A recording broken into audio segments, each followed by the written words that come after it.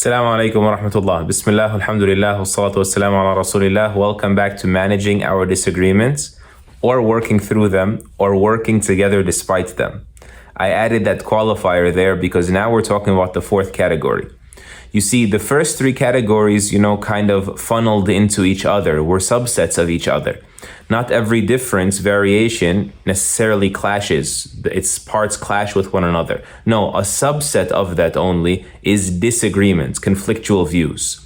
And then not all conflictual views are to be, rejected, to be pushed back against. Only a subset of disagreements are inexcusable positions, right? This fourth category is not a subset of inexcusable positions. It's actually subjected to a completely different calculus, which is essentially the risk-benefit ratio, the pros and cons factor. That is what really determines unity from disunity in an Islamically justified way. And I'll give you a few examples. Number one, there could be inexcusable positions observed by certain people, yet we will still unite with them for the greater good.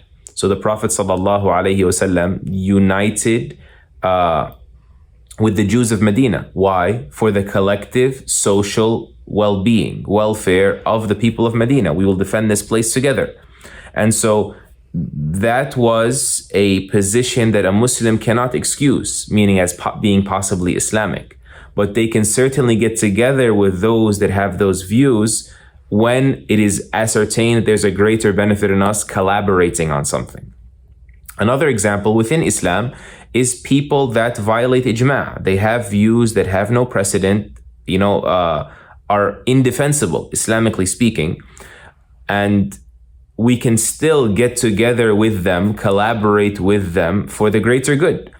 And there's a whole host of reasons why, but I'll give you just one example.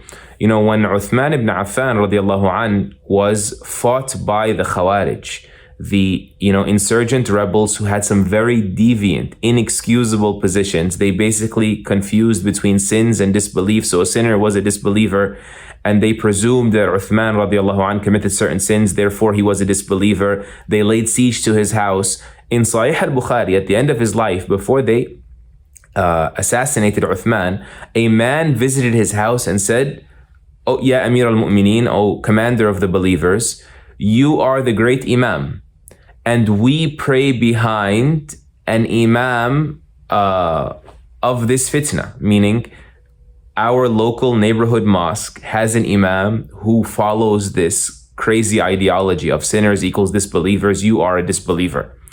We don't know what to do. Like, how do we deal with this? And so Uthman radiallahu anh said something that was not just so selfless and so wise, but so Islamic, so prophetic. He said to the man, prayer is the greatest thing a believer does. It's the greatest physical act in Islam. So whenever people do good, partake in good with them. And whenever people do evil, make sure you have the readiness and the resolve and the willpower to abstain and not follow the herd effect, not just play along. And so he told him, do not ever allow prayers in the mosque to go extinct. Keep the mosque populated, pray behind him, even if he has this view.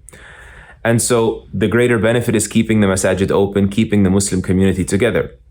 I actually want to give you a quick example on the inverse or the reverse of this. Sometimes there can be certain differences, like ethnic differences, that should be left alone and just respected. And we don't need to blur the lines and say everyone needs to be united means blur the lines. No, the same way we can say that sisters thrive among sisters, brothers thrive amongst brothers. This is not disunity.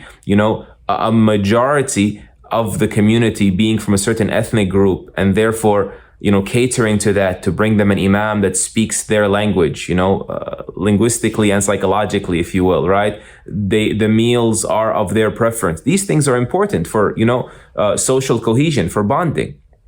And even not just differences, let's give an example of disagreements.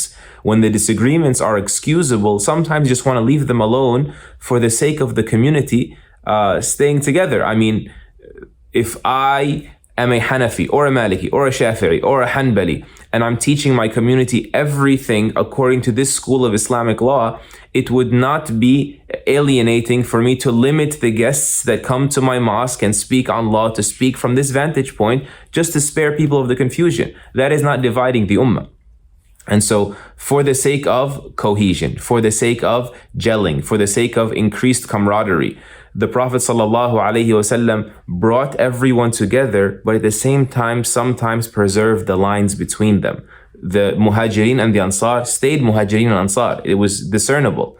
Even in battle, he would have them fight under the banners of their clans because they were just more effective, more tenacity, more ferocity, more, chivalry when it's my cousin and my uncle and so on and so forth around me.